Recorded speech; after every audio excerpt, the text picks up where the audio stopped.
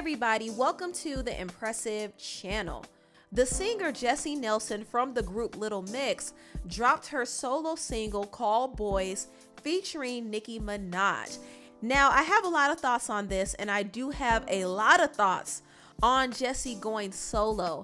And I do want to talk about her abrupt departure from her group before talking about her new single with Nicki Minaj. Now, for those who don't know, Jesy used to be a part of this girl group called Little Mix.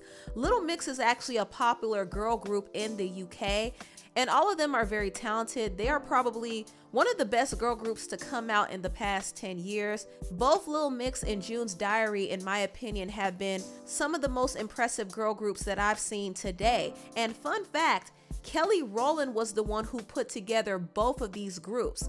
She actually created Little Mix on a show called X Factor. She put 4 singers in this group, which included Perry Edwards, Jade Thirlwall, Leanne Pinnock, and Jesy Nelson. In 2011, Little Mix actually won X Factor, and since then their career has taken off.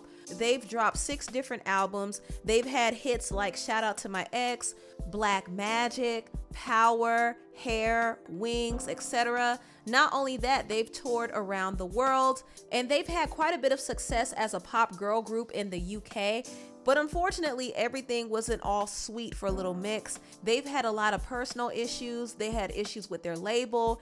Their popularity has also declined over the years. Not only that, their group member, Jesy Nelson, decided to leave the group. Jesy claimed that she left the group because it was taking a toll on her mental health. She claims that she loves her group members, but she hated being compared to them. Jesy was very insecure when it came to her body image, and she claimed that people on social media would nitpick her looks constantly. And she said the pressure of being in a girl group made her very depressed to the point that she wanted to leave. I wasn't known as just one of the singers in Little Mix. I was known as the fat, ugly one.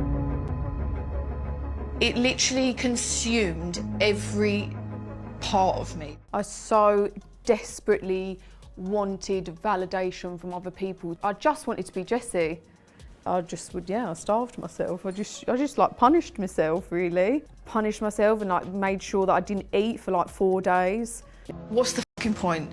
I've just starved myself for a week and I'm still getting called fat. It's not normal that I'm going back to work and I feel depressed. And it's been 10 years of my life that I've felt like that. So yeah, I just really felt like I needed to look after myself. I don't think like anyone realises the extent of how much it messes with someone's head until you're in that. Like to be in a girl group, there's like, it's so much pressure.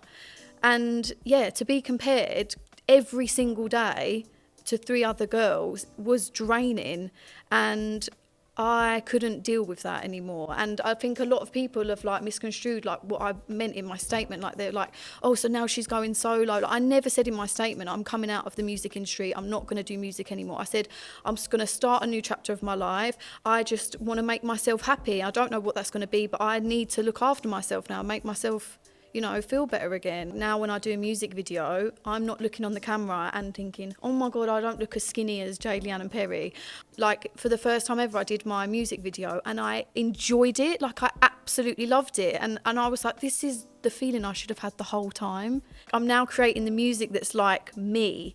And that feels like so liberating. Like I feel so free, like just being able to create and do whatever I want and like wake up and just be like, I'm going to do this today, instead of like having my life planned out and not having a say in it. So yeah.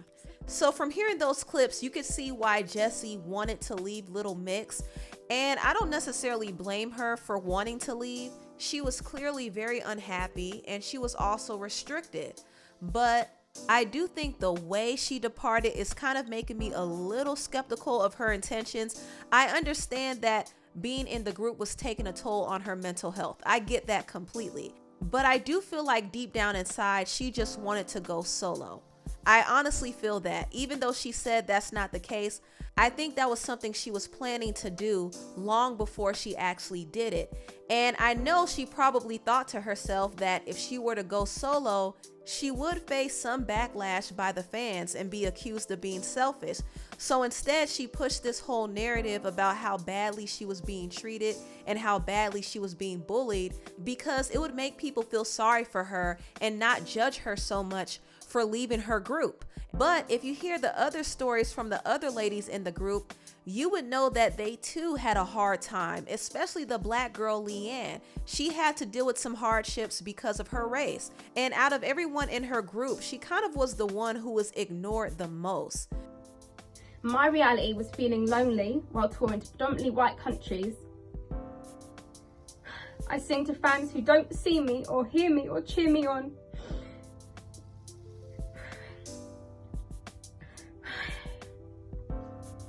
My reality is feeling anxious before fan events and signings because I always feel like I'm the least favoured.